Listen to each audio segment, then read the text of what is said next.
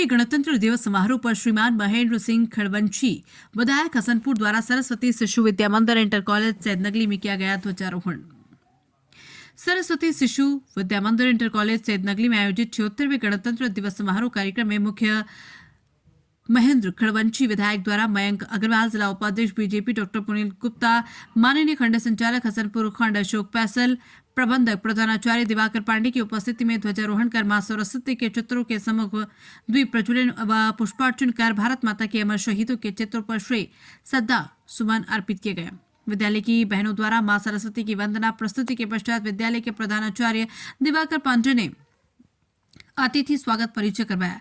प्रबंध समिति के अध्यक्ष डॉक्टर पुनीत गुप्ता द्वारा माननीय विधायक श्रीमान महेंद्र खड़वंशी का बैज लगाकर पटका पहनाकर स्वागत अभिनंदन किया गया। अपने उद्बोधन में कार्यक्रम के मुख्य अतिथि माननीय विधायक महेंद्र सिंह खड़वंशी ने विद्यालय की सेवा के लिए हर समय तत्पर रहने, निरंतर सहयोग करने, विद्यालय हेतु एक विशाल सभा कक्ष के निर्माण का आश्वासन देते हुए छात्र छात्रा को गणतंत्र दिवस की शुभकामनाएं दी।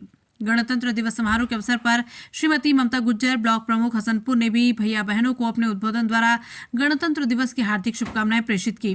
कार्यक्रम के मुख्य वक्ता श्रीमान अक्षय अग्रवाल, सहमंत्री भारतीय शिक्षा समिति मेरठ प्रांत ने भैया बहनों को गणतंत्र दिवस की शुभकामनाएं देते हुए गणतंत्र दिवस से संबंधित मुख्य घटनाओं को साझा करते हुए अपना सारगर्भित उद्बोधन प्रस्तुत किया। भैया बहनों द्वारा प्रस्तुत रंगारंग सांस्कृतिक कार्यक्रमों के अंतर्गत स्वागत गीत, स्वच्छता गीत, बाल गीत, लोकगीत, कृष्ण भजन, लघु नाटिका, बेटी पढ़ाओ व अघोरी नृत्य, काकोरी कांड से संबंधित नाटक, चंद्रशेखर आजाद इत्यादि की प्रस्तुति की गई।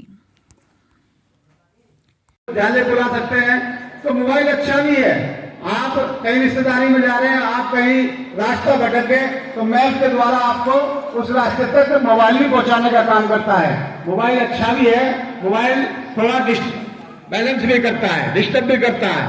तो मोबाइल से हम ज्यादा बचें, अपने काम की बातें करें, क्योंकि मोबाइल की जब आदत पड़ जाती है तो ना तो बच्चे को नींद आती है, ना उसको खाना अच्छा लगता है, ना उसको पढ़ाई अच्छी लगती है।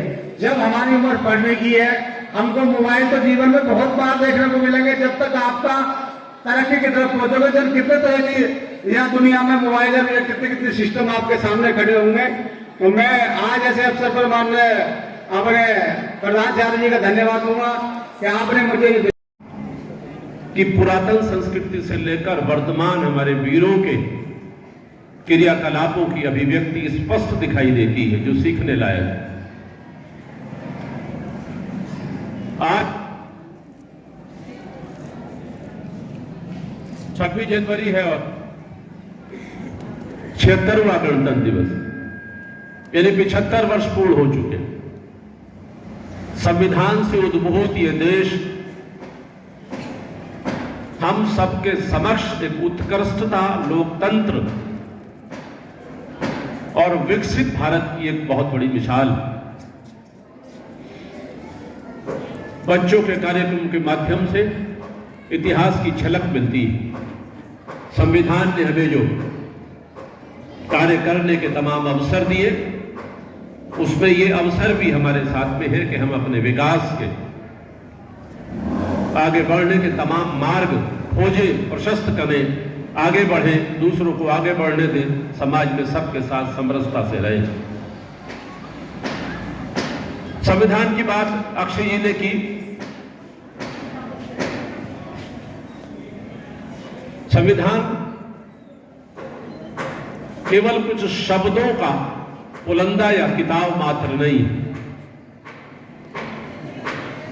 26 नवंबर 1949 को हमने इसे अंगीकृत किया है, अधिनियमित किया है और आत्मर्पित किया है। हमने अपने लिए तमाम नियमों में बंधे हुए उस संविधान को, जिसको हमने अंगीकृत किया है, उसमें हमने आत्मार्पित भी किया है अपने लिए। ये संविधान हमारे लिए है और इस संविधान को बनाने में इतना समय लगा कि दुनिया के तमाम संविधानों को प्रत्यक्ष अपने सामने रखकर उनकी कमियों को समाप्त करते हुए भारत के लिए एक उत्कृष्ट संविधान बना। इसलिए उस संविधान के माध्यम से हम 75 वर्ष पूर्ण कर पाए और आज एक पूर्ण संप्रदा संपन्न लोकतंत्र हमारे समक्ष है। बाकी संविधानों को भी आपने देखा, पाकिस्तान को आप देखिए, बांग्लादेश को आप देखिए, श्रीलंका को आप देखिए, तबाही मची। पाकिस्तान विनाश के कगार पर है। बांग्लादेश में टूट फूट है। यह भी हाल ही की घटना है, 5-6 महीने पुरानी। श्रीलंका के राष्ट्रपति भवन में तमाम स्टूडेंट घुस गए, छात्र घुस गए, कब्जा कर लिया। भारत में यह कभी संभव नहीं है, क्योंकि भारत एक संप्रभुता संपन्न राष्ट्र है और हमारा इतिहास है। जब दुनिया में कोई भी नहीं था तब भारत था, भारत देश था, राष्ट्र था। इसलिए आप देखते हैं कि ये जितने पाकिस्तान, बांग्लादेश और ये श्रीलंका सब समाप्त होने के कगार पर है। संविधान अधिकारों की बात करता है तो कर्तव्यों की बात भी करता है। इसकी चर्चा कई उद्बोधनों में रही, लेकिन उस संविधान के माध्यम से 2 साल 11 माह 18 दिन का समय लगा। तो अगर हम इस काल गणना की गणना करते हैं तो ध्यान में आएगा कि 26 नवंबर 1949 को हमारे देश का संविधान बन चुका था। पूर्णतः ड्राफ्टिंग कमेटी ने भारत के संविधान को बना लिया था। तो जब 26 नवंबर 1949 को हमारे देश का संविधान पूर्ण रूप से तैयार हो गया, तो क्या आवश्यकता थी कि हमने उसी दिन उसे लागू क्यों नहीं किया?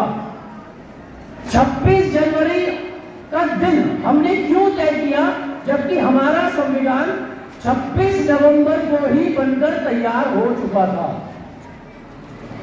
ये एक बहुत ऐतिहासिक घटना है जिसका हम सभी देशवासियों को सदैव याद रखना है। पीढ़ी दर पीढ़ी जो हमारे स्वाधीनता संग्राम ये चला है, जिसमें हजारों लाखों महापुरुषों ने, वीर स्वतंत्रता संग्राम सेनानी ने अपने प्राण आहुति किए, उससे संबंधित ये घटना है।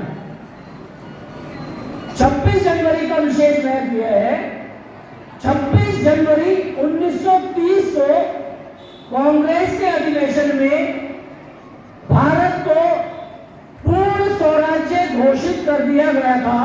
तो 26 जनवरी 1930 से लेकर जब तक हमें आजादी मिली, यानी 15 अगस्त 1947 को तक, प्रत्येक वर्ष 26 जनवरी के दिन भारत देश अपना स्वतंत्रता दिवस मनाता था। तो ये बात भारत की आने वाली पीढ़ी याद रखे कि 26 जनवरी का क्या महत्व है हमारे देश में, हमारे स्वाधीनता संग्राम में।